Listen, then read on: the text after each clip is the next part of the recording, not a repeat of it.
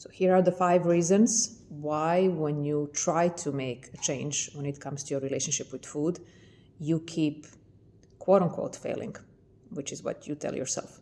So the first one is that you want everything to happen overnight. First of all, you have built certain habits with food over many, many years. So the expectation it will happen with a third of the time or within a week is just not realistic. Wanting everything at once is too much to handle, especially when you're trying to build new habits. So it's much easier to go and start with one habit at a time and working those through instead of expecting that, 5 habits, like I don't want to drink alcohol, I don't want to eat sugar, I don't want to eat past 6, I want to exercise, like it's just too much. So take one habit at a time.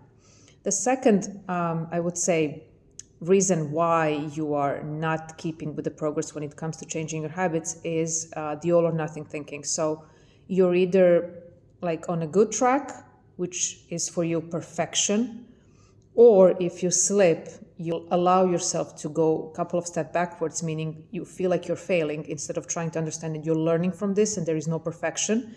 Overall progress and consistency is much more important than trying to do things perfectly, because you will not be able, even once you create very good habits, you will not be able to be 100% perfect all the time.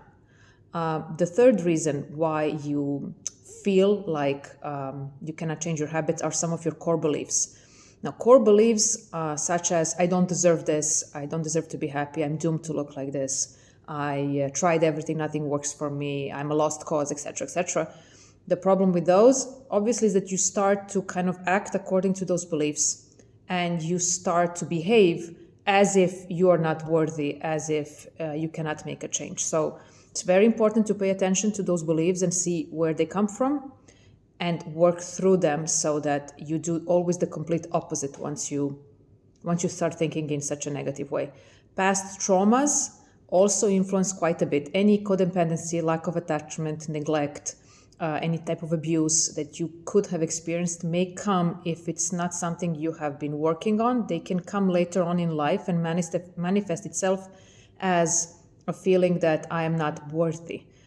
If I've experienced what I have been through, then you feel that the good things are not for you and that you don't deserve the happiness and the joy and the food freedom if you're chasing that.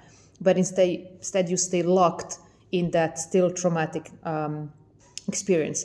And the fifth reason is because the consequences of your bad habits, you don't necessarily see them now.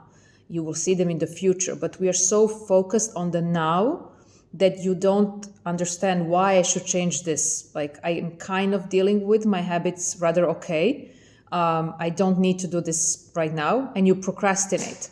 You procrastinate changing things because you cannot see that far away in the future how your bad habits will affect your body, your mental health, your emotional well-being.